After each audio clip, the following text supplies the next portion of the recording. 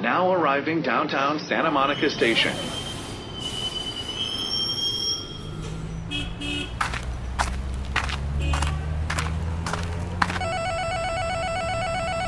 Hey Adam, it's time for Notes on Your Notes.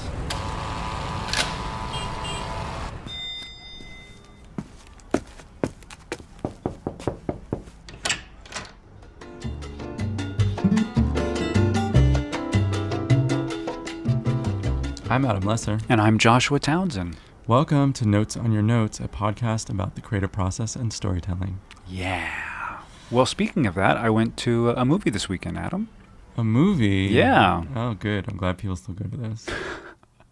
I went to one of the really nice theaters, you know, at the West Side Pavilion, where they have the couches and the big screen and everyone's like chilling. Premium Josh Townsend. Yeah, I spent the big bucks, and it was an interesting experience because they bill it like a situation where it's like home, right? So you're sitting in the couch and you have the little lamp, and I guess they hire people to sit in the corner and fart, and then someone else was like running a vacuum. I'm like, wow, they really go all in on making this like home. Yeah, some millennials were texting.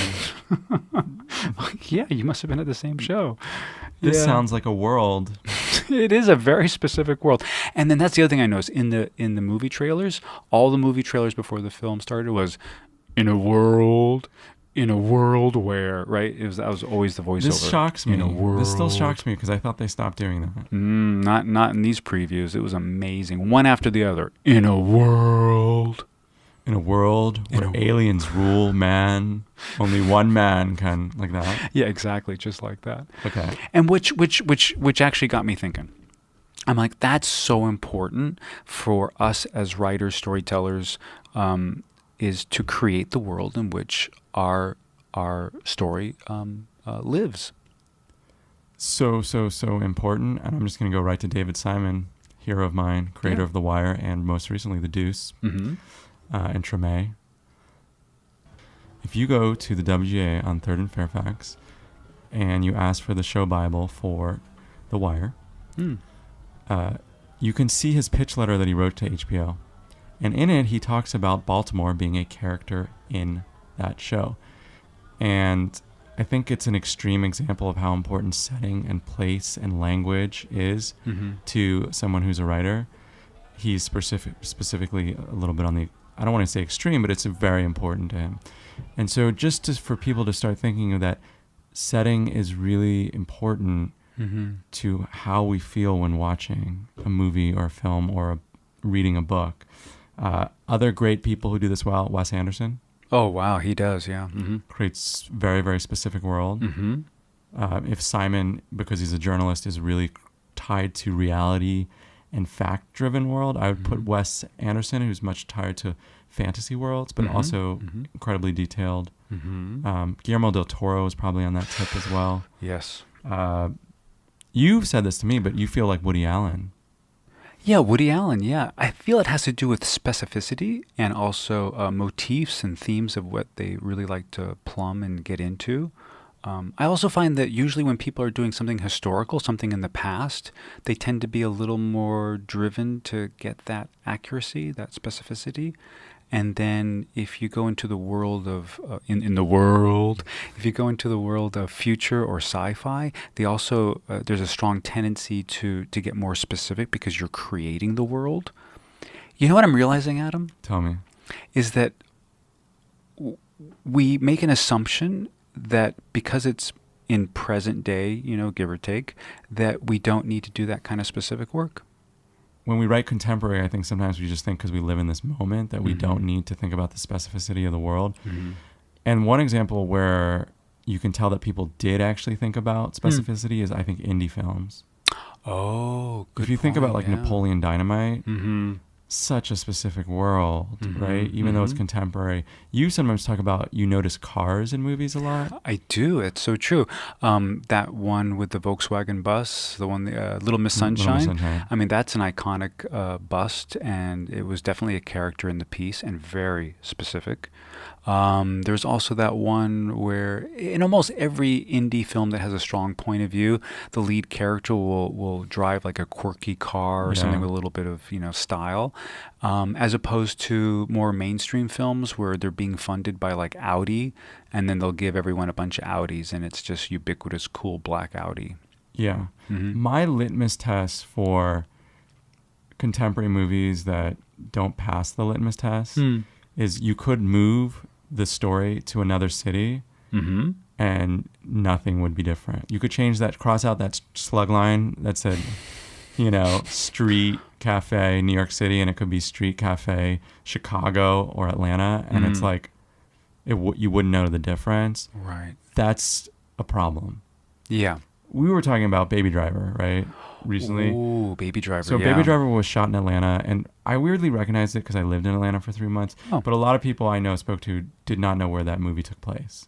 Yeah, I didn't recognize it, and I'm surprised you lasted 3 months. That's amazing. In a row? 3 months in a row in Atlanta? And you survived? I had nowhere else to go. Okay. I don't mind Atlanta. Yeah, but it's a little rough. I mean, there's no Atlanta there. Well, what was interesting is that the rap one of the raps on Atlanta is there's nothing to do downtown, and they shot Baby Driver. I'm pretty sure most of that was shot in downtown Atlanta. Yeah, it does look very generic looking. It was very generic, and I couldn't get a sense. Like I felt like there was such a lack of specificity in that film that if we had given them different costumes, it could have been in the 50s or the 70s, 90s. There was no rich detail. The most detailed thing in there was the soundtrack. But if I went away from, and they even used the old like cassette, right? Yeah, that was part of his thing. That was the most specific, the music and the cassette. Yeah. It was a movie about music and syncing music with movement of character, and really you can tell that the setting was. I don't even want to say an afterthought because I don't feel like they ever actually thought about it. Yeah, it was a very general outside delay. world. Like we're gonna put it in a city, and we're gonna also put part of it in this diner because we think Americana is cool. Yeah, so in one sense, you have like these high rises, right, and all these really like elaborate, multi-layered parking garages, and then on the way home, they pass like this 1950s diner that has like modern waitresses. But it was very. And then the other thing I felt was in the last reel, in the last 20 minutes or so of the film, they changed tone on me to this bad guy that would never die, no matter how much you tried to kill him with a bullet or a car. We're gonna leave Baby Driver alone. Poor Baby Driver. It was actually a very innovative movie. Just a couple of things bothered us, obviously. But I will say that to your last point, Josh, it's hard to have those tonal shifts if your world is really defined. Yeah, I think is that your point? Like, the tone of Baby Driver changes in the last 30 minutes. To do that is more difficult if you're in a very specific place and setting. Mm-hmm. When you first pitched the idea of doing this episode to me, I was a little confused because I don't know how I would write a story and not think about where it is in time and place and geographically and language. But you came back to me and you said, no, people do this all the time. Mm-hmm. They do. It's true. Because you coach a lot of writers and actors and performers. What happens? I'm curious. They don't take the specificity of taking on the demands of the work in terms of, like sometimes people take on like a 1950s project, but then they don't do the work to find out what language was being used then. Like for instance, if I'm doing someone from the late 60s, early 70s, I'm going to say groovy, right? And that's going to stamp me very well. However, a word like cool has transcended 60s and 70s. So I could say cool in the 90s, I could say cool in 2010, and it doesn't stamp it, but groovy does. That's the specific work in terms of language, for instance. Or sometimes people will do stuff from the 50s, and they'll bring in their attitude from the 80s. Like I remember watching this one scene where this girl had a strong point of view about being treated a certain way in a 1950s script. And I'm like, well, that wasn't the concern of, the typical 1950s era. So doing the research in terms of like what's around the person, what are they thinking, what's the zeitgeist of what's the psyche, what's active in their field, and it's very specific. We can even do major events of how we as a country change, but pre and post 9/11. Mad Men is a show that very focused on integrating historical events, MLK's assassination, into their period work. I mean, that was a very stamped show in terms of setting. I also want to just give an example from Cormac McCarthy, who wrote All the Pretty Horses and No Country for Old Men, a bunch of books. But I know he wrote a book in which there was a lot of period language, I think from the 19th century, and I believe he actually found a dictionary from the 1860s and wrote from that, used the language from that dictionary. So there's a component of entering the world you want to write about. And even going into writer, what was popular in terms of writing then, the different novels or newspapers, and picking up on those key words. And this can sometimes feel difficult in a globalized world where it seems like we're all gravitating towards the same experiences every day. We all use Facebook, we all text, we are, unfortunately, as a world, all gravitating towards speaking English.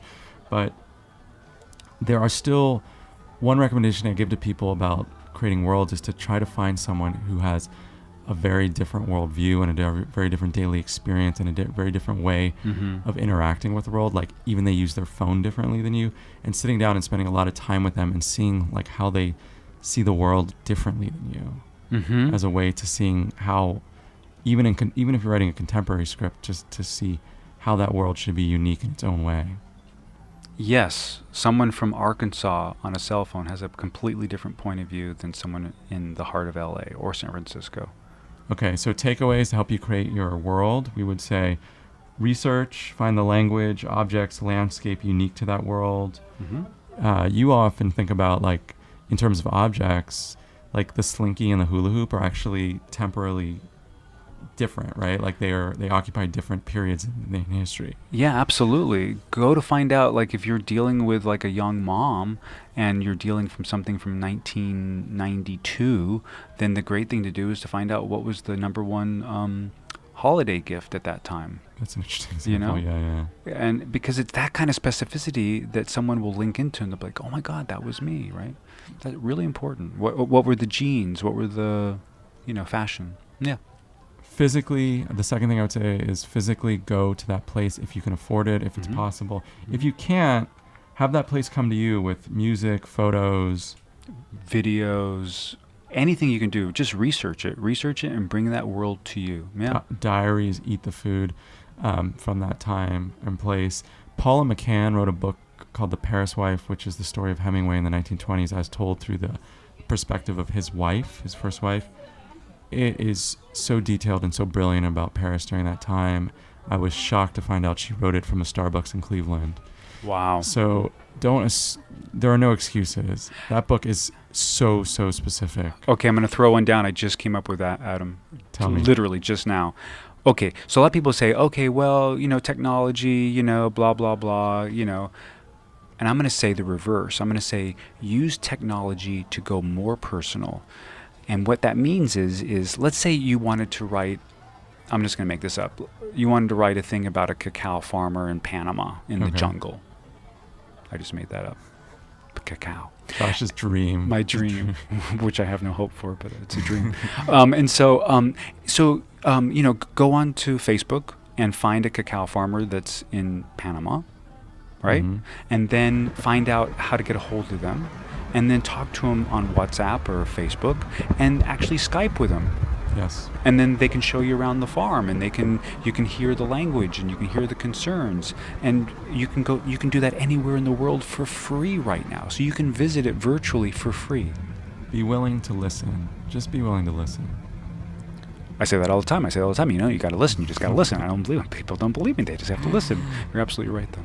We've said it before, but the final thing is just really to do this with an eye of what are the thoughts and concerns of the people that you are writing about as they relate to their world. For example, the thoughts and concerns of a rural farmer in France in the 1850s are different than someone living in New York City in 2017. Just listen to what those would be. You can do that by, for example, reading the journal of two different people from two different time periods. This is Notes in Your Notes. I'm Adam Lesser. This is Joshua Townsend. All our episodes are available at notesonyournotes.com. You can email us at notesonyournotes@gmail.com. There's the Facebook group, Instagram. We now have a YouTube page. I just want to thank a big thanks to Kevin MacLeod for the music you hear The sound design and editing is done by yours truly. Thanks for listening, and we'll talk to you next week.